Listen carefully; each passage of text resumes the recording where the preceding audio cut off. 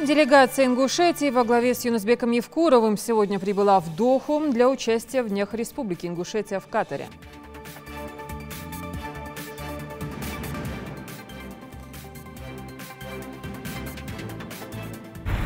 Что везем? Молочку. Молочку? Да. Документы есть? Молочку.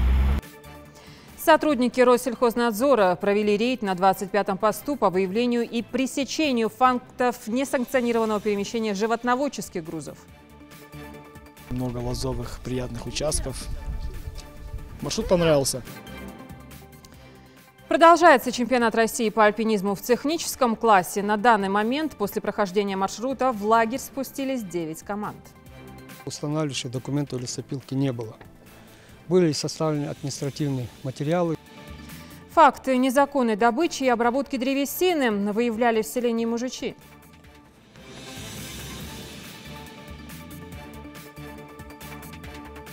Глазное давление мы теперь измеряем 60 лет.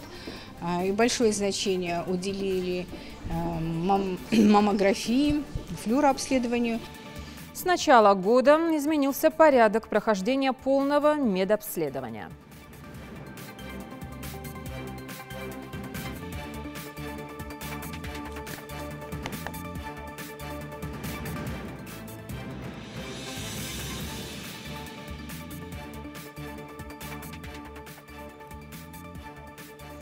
Здравствуйте, это новости 24. Делегация Ингушетии во главе с Юнусбеком Евкуровым сегодня прибыла в Доху для участия в Днях Республики Ингушетия в Катаре, которые продлятся до 8 февраля. Они проходят в рамках перекрестного года культуры России и Катара. Ингушская сторона подготовила ряд мероприятий, которые познакомят жителей государства с инвестиционным потенциалом республики, социально-экономическим положением региона и перспективами его развития.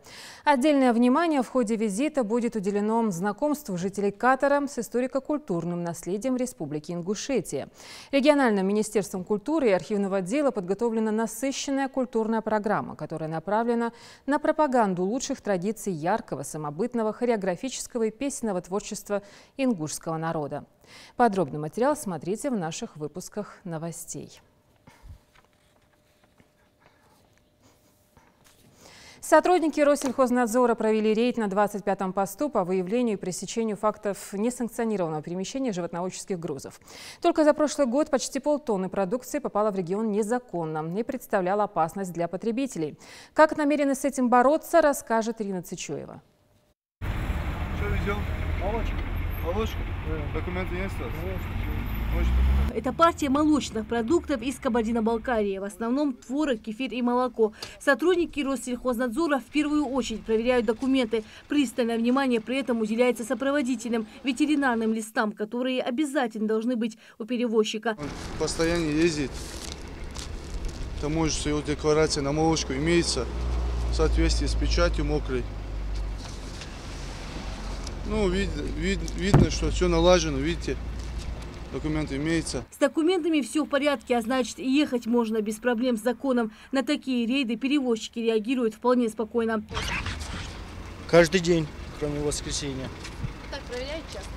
Да, проверяют, конечно.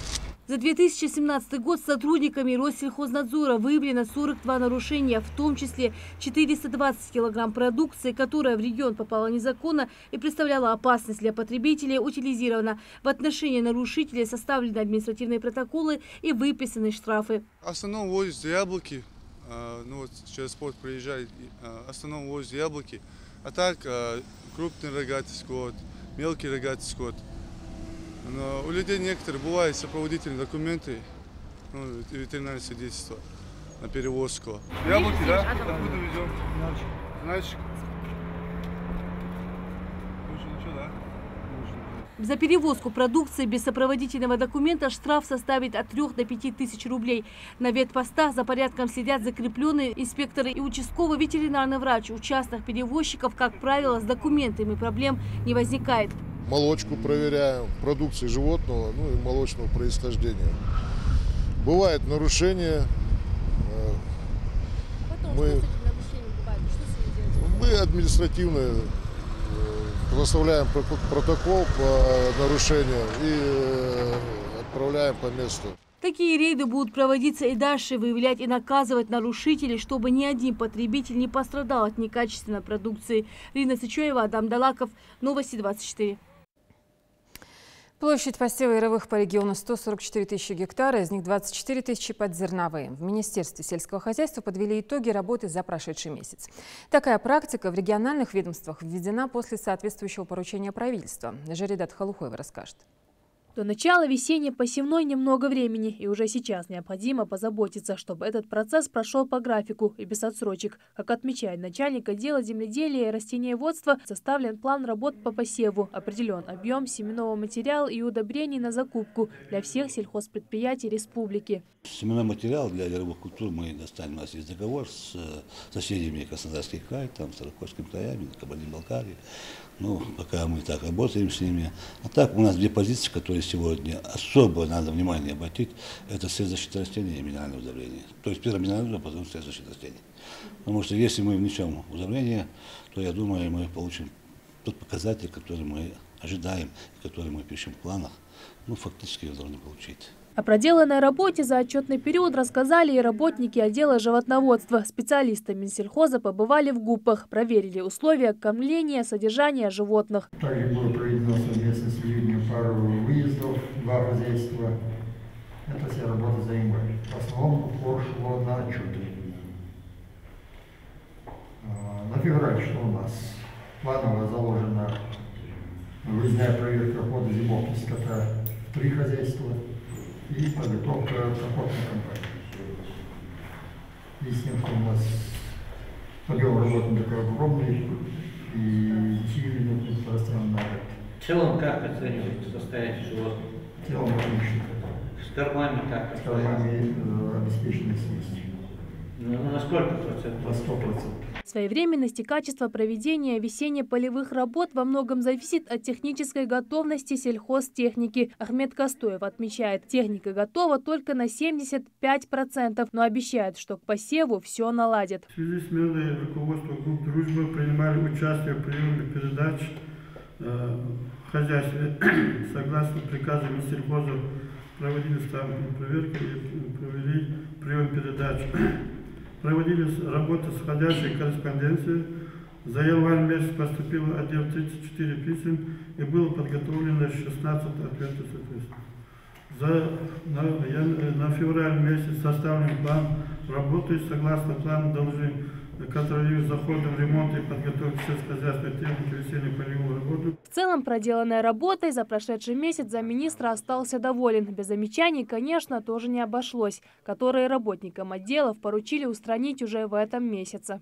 Ежечасные, ежедневные работы, подготовка к весенним полевым работам идут, поэтому да, отделы отчитались, отделы рассказали о своих проблемах, о своих достижениях, поэтому все это будет учтено, все это будет взято на карандаш. Такие ежемесячные отчетные совещания проводятся по поручению правительства Ингушетии. Без всякого сомнения, отмечают в министерстве, они приносят свои плоды. Жаридат Халухоева, Рамазан Мержоев, Новости 24.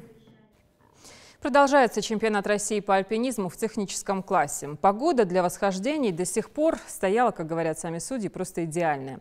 Спортсмены время не теряли. На данный момент после прохождения маршрута в лагерь спустились 9 команд, 2 остаются на стене, еще одна на пути к лагерю. Подробнее о раскладе в турнирной таблице и не только расскажет наш корреспондент Тамерлан Хамхоев. Альпгородок Кязи сегодня больше напоминает лагерь для отдыха. Кто-то играет в шахматы, кто-то греется на зимнем солнце. Другие связываются по видеосвязи с родными. А вот из этой палатки доносятся звуки гитары. Александр Жигалов после покоренного маршрута отдыхает и душой, и телом. Музыкальную паузу альпинисты из Красноярска слушают, затаив дыхание. Летящий вдаль, беспечный ангел.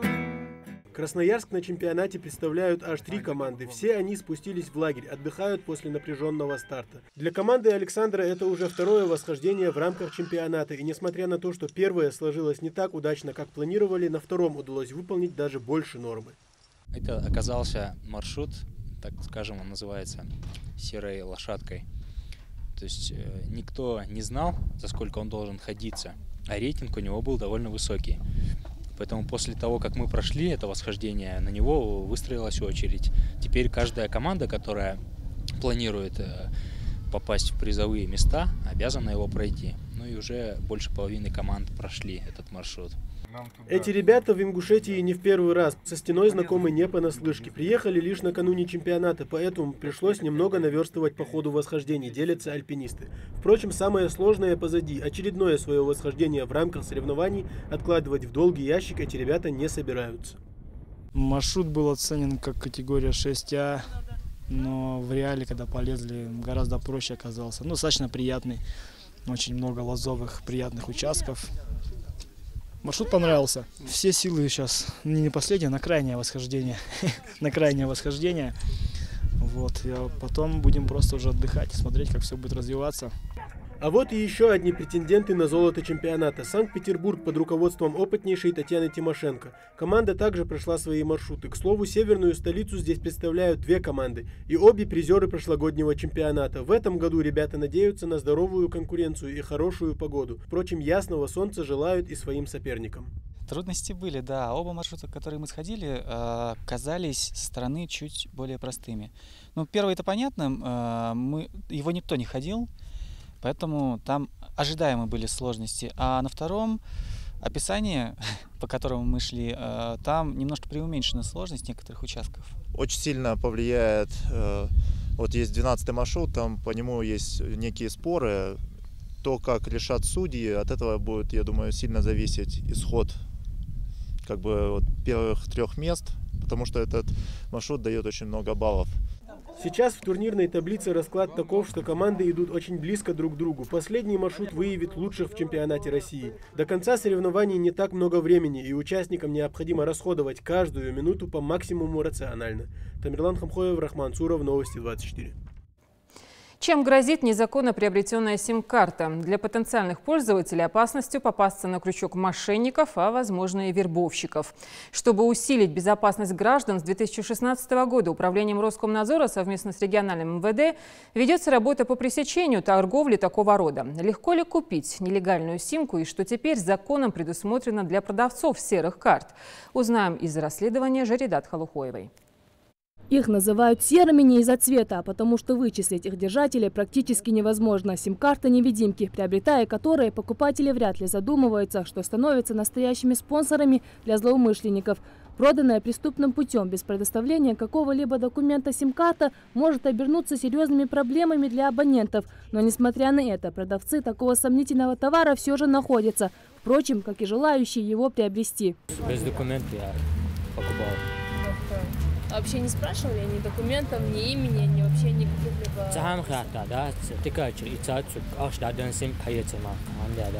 Настолько ли высоки стремления дилеров и продавцов получить быстрый доход, что они могут продать сим-карту без предоставления паспорта любому желающему? Чтобы ответить на этот вопрос, мы со съемочной группой решили провести свою контрольную закупку по точкам сотовых связей. Когда вы ставите телефон, потом только смс приходят, нужно вас монтировать.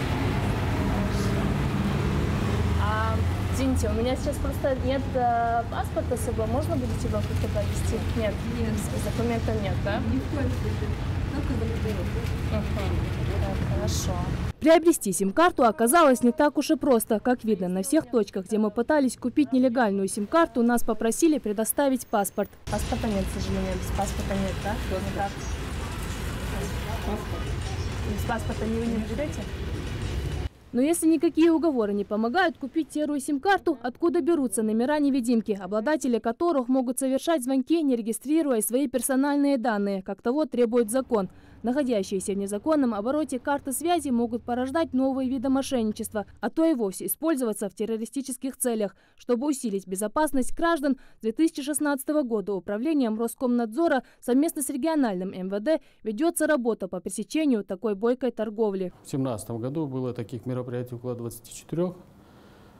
Из них подвержены административному штрафу в виде наложения административного штрафа в сумме от 2 до 5 тысяч, как и полагается по Кодексу об административных правонарушениях Российской Федерации. И дальнейшая информация передается оператору связи, который принимает уже со своей стороны к дилерам и субдилерам свои меры пресекательного характера. В июне этого года в законе о внесении изменений в федеральный закон о связи появятся новые пункты, согласно которым в случае, если персональные данные фактических пользователей не будут совпадать со сведениями из абонентского договора, оказание услуг связи таким абонентам могут прекратить по запросу МВД или Роскомнадзора. Реализация происходит по принципу закупа больших объемов сим-карт, количество сим-карт фирмами-однодневками.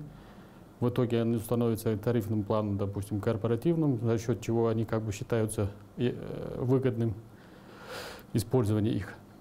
И в последующем будут, в закон, опять же, вноситься изменения, лимитирующие количество этих сим-карт, которые будут приобретаться фирмами. Помимо этого, если вдруг сим-карта будет оформлена, допустим, на подставное лицо или на лицо, которое даже не уведомлено о том, что у нее есть сим-карта, эти сим-карты опять же будут блокироваться. Во избежание проблем жителям республики необходимо обратиться к операторам связи, выяснить наличие незаконно оформленных на их имя сим-карт и, если таковые имеются, аннулировать. А обладателям пустых номеров правоохранители настоятельно рекомендуют приобрести чистые сим-карты. Жарайдат Халухоева, Мербек Мержоев, Новости 24. Факты незаконной добычи и обработки древесины выявляли в селении Мужичи. Там прошел рейд с участием представителей сразу нескольких ведомств. Сотрудники прошлись по пилорамам. Удалось ли выйти на след черных лесорубов, расскажет Саид Куштов. На окраине села посреди прекрасного горного пейзажа расположилась одна из пилорам, которая первой оказалась в поле зрения защитников природы. Населения здесь не бывает часто, но личные нужды уже сколько давно не уписывают. А так все документы, ИП, налоги отдаем. Владелец пилорамы предпринимательской деятельностью занимается уже 7 лет. В год тут распиливают и сушат более 200 кубов древесины. Продукция поставляется заказчикам из соседней республики. Все необходимые документы на ведение бизнеса у Дауда на руках. Налоговой инспекции договор есть, зарегистрирован. На данный момент нарушений у него нету. Сейчас у него доска есть, необрезная доска есть, и находится круглый лесоматериал. Поймать на месте преступления удается далеко не всех нарушителей. Благодаря новой технологии черные лесорубы могут срубать деревья практически бесшумно. Этот способ довольно-таки прибыльный. За 1 куб древесины, которую сдают в пилораму, в зависимости от ее породы, можно выручить от 1500 до 2500 рублей. В прошлом году, благодаря оперативной работе сотрудников АБЭП, совместно с участковым уполномоченным и налоговой службой в селе закрыли одну из пилорам, где занимались незаконной переработкой и закупкой древесины. Лесопилка была установлена. Очередной раз, когда мы проводили мероприятие по незаконным рубкам, нарушению лесного законодательства, было обнаружено налоговиками и участковый инспектор службы и надзорной контрольной функции комитета лесного хозяйства, что право устанавливающих документов лесопилки не было. Были составлены административные материалы, и вы видите в данное время, что лесопилка демонтирована, ликвидирована. Она выставлена на продажу. Вырубка леса может производиться только на законных основаниях, то есть при наличии официальных разрешающих документов. К ним относятся договор аренды или купли-продажи участка с лесными насаждениями, который приобретен с целью промышленной заготовки. Еще одна пилорама в сельском поселении, которая, по словам инспекторов, функционирует на законных основаниях. Сегодня тоже в списке проверяемых, правда, на месте никого не оказалось.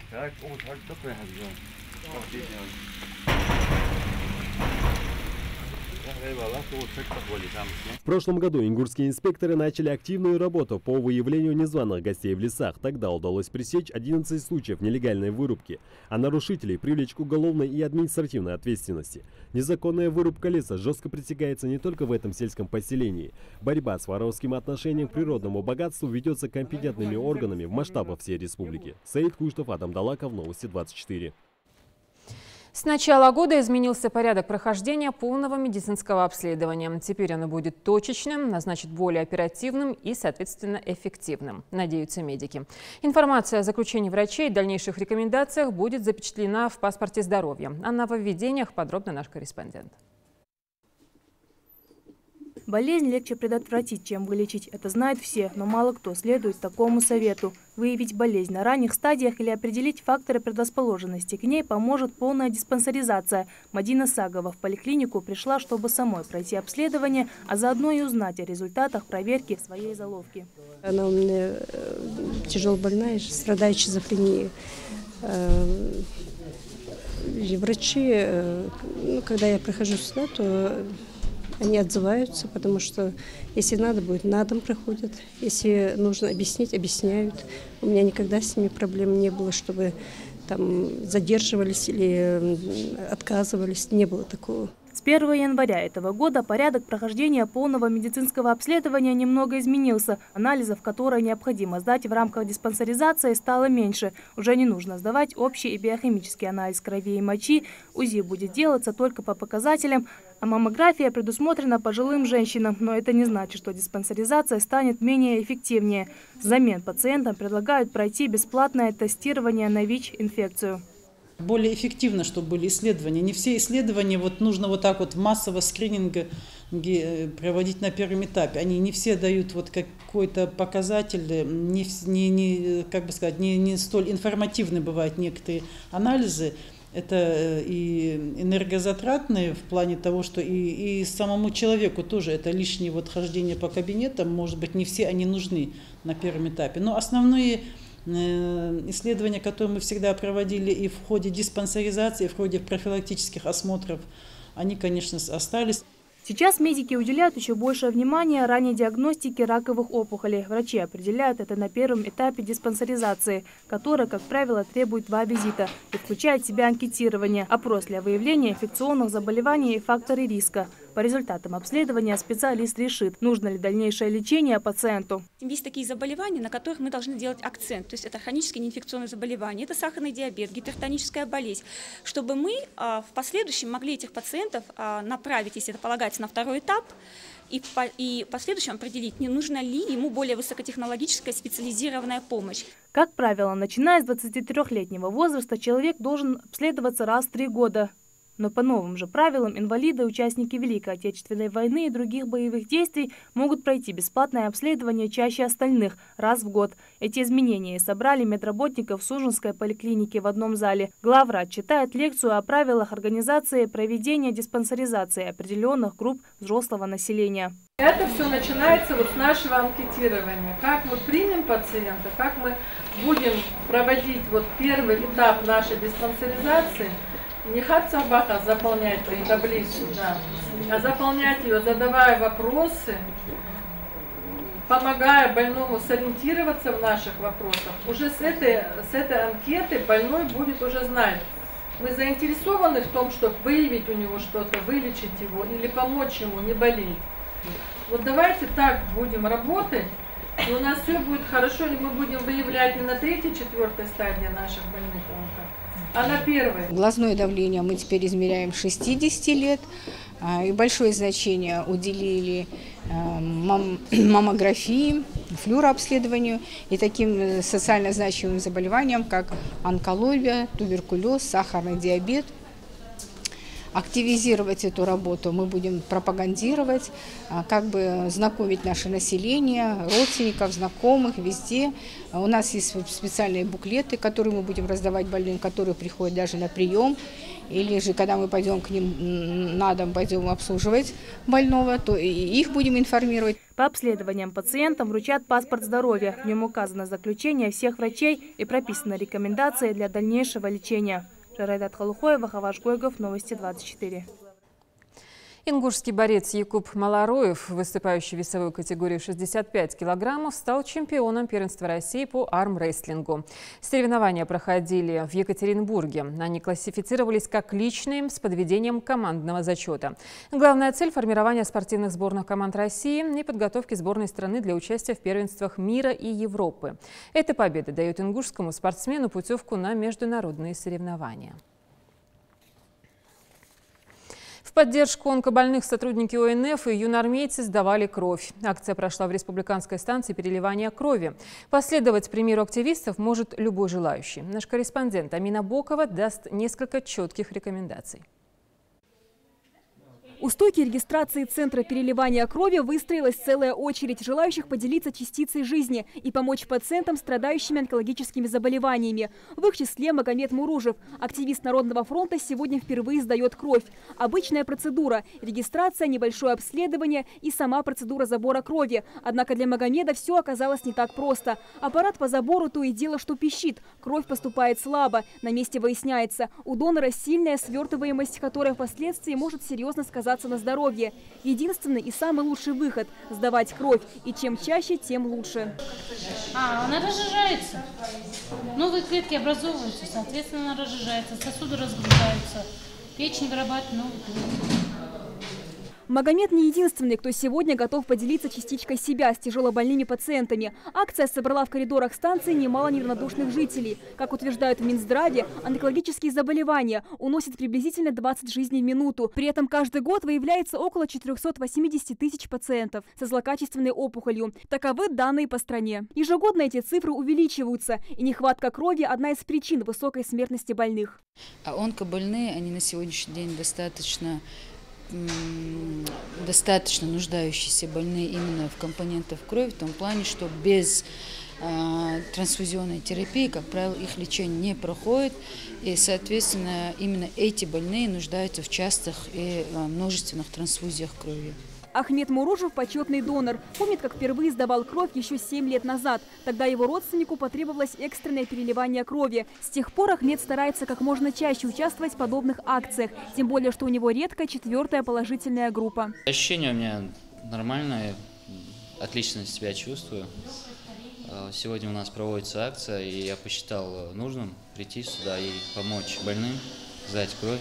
Сдача крови помогает не только пациентам, но и донорам, поскольку весь собранный материал проверяется на наличие ВИЧ, СПИДа, гепатита и многих других заболеваний. Стать донором может любой желающий, достигший 18 лет. При этом необходимо учитывать несколько условий. В день сдачи крови, а также накануне нельзя употреблять жирную, жареную, соленую, а также копченую пищу. Следует отказаться и от молочных продуктов. Лучше выпить сладкий чай с вареньем, а также соки, морсы и компот. Также за 3 суток до прихода на станцию переливания крови следует отказаться от потребления медикаментов, содержащих аспирин и анальгин. По статистике, в год переливания крови требуется 1,5 миллиона россиян. Впрочем, цель сегодняшней акции не только собрать кровь, но и привлечь внимание окружающих к проблемам онкобольных. Эти люди крайне нуждаются в поддержке и уходе. Планируем сегодня посетить онкодиспансер республиканский и промониторить оказание медицинской помощи, стационарной медицинской помощи. Мы знаем, что в 2017 году был запущен стационар. Вот хочется посмотреть, как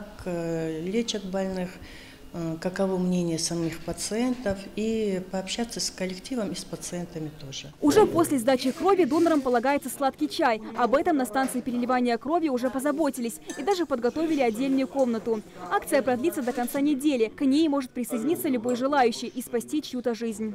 Амина Бокова, Майрбек Миржоев, Новости 24. Все на лыжи. Пока зима сомневается, настоящие любители активного отдыха используют любую возможность опробовать сани, сноуборд и прочий инвентарь счастья. В день курорт Арамхи посещают около 200 туристов. Выходные здесь чаще всего проводят целыми семьями. Залина Магушкова расскажет об этом подробно.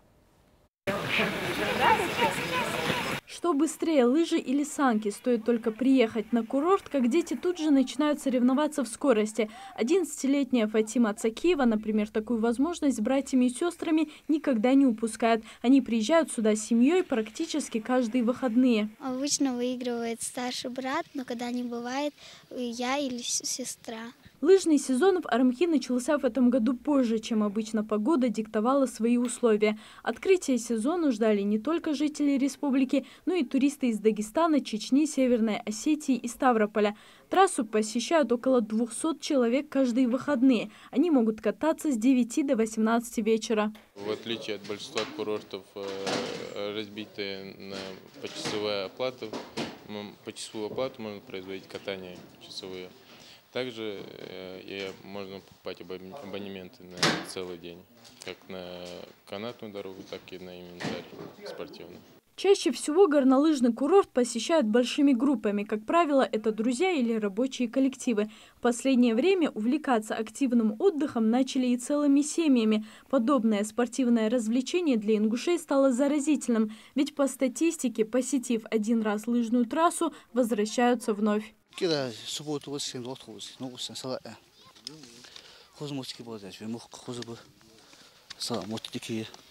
На курорте для отдыхающих открыты две трассы. Одна из них учебная, протяженностью 200 метров. У нее более пологий склон, кататься на ней удобно новичкам. Вторая же трасса длиннее учебной на 1 километр. Ее крутой склон и повороты покоряют более опытные лыжники и сноубордисты. В следующем году дирекция курорта планирует внести некоторые изменения для удобства туристов.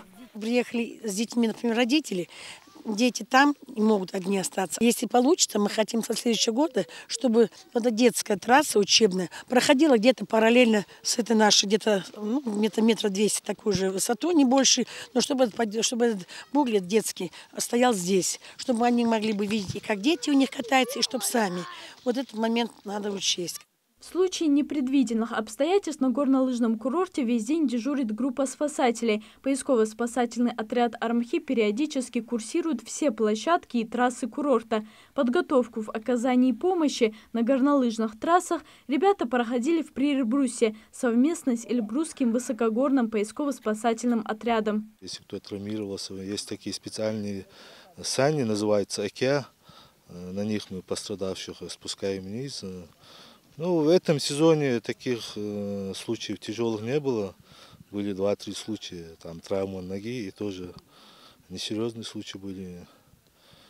Так, целый день мы тут. Осторожно, осторожно. Сахмулевыш. Один из таких случаев произошел с Марит Олеговой. После нескольких посещений курорта, почувствовав себя опытной лыжницей, Марит решила спуститься с большой трассы. Когда начался крутой склон, поняла, что недооценила трассу и переоценила свои силы. Страх сковал настолько, что Марит не смогла ни спуститься вниз, ни подняться вверх. На помощь пришли спасатели. Я в таком глубоком отчаянии. Представляете, подъезжают ко мне люди в форме. Я не поняла, кто это. Выяснилось, что это МЧСники, и они курсируют эту трассу, оказывая помощь несчастным, которые оказались здесь в таком же состоянии, как и я, наверное. И я, конечно, хотела поблагодарить ребят, удивительные ребята. Люди занимаются, наверное, своим делом. Сегодня мы занимаемся уже с инструктором. Всем, кто не умеет кататься, лучше, конечно, брать инструктора. Инструктора очень грамотные, очень внимательные. А вот маленький лыжник Мухаммед даст фору любому неопытному взрослому. Мальчику всего 4 года. И, несмотря на это, на трассе чувствует себя уверенно, умело пользуясь маленьким под его возраст лыжным снаряжением. Мухаммед делится, научила мама. Фатимой, Тамилой, Идисом, Адамайтом. Ты когда катаешься, большую скорость разгоняешь? Да. Прям с ветерком спускаешься? Лыжный сезон на курорте Армхи будет радовать посещающих, пока это позволяет погода. Стоит поспешить всем, кто скучает по снегу на равнине. В горах он еще не растаял. Залина Могушкова, Магомед Дидигов, Новости 24. Следите за новостями на канале Ингушетия и до встречи в эфире.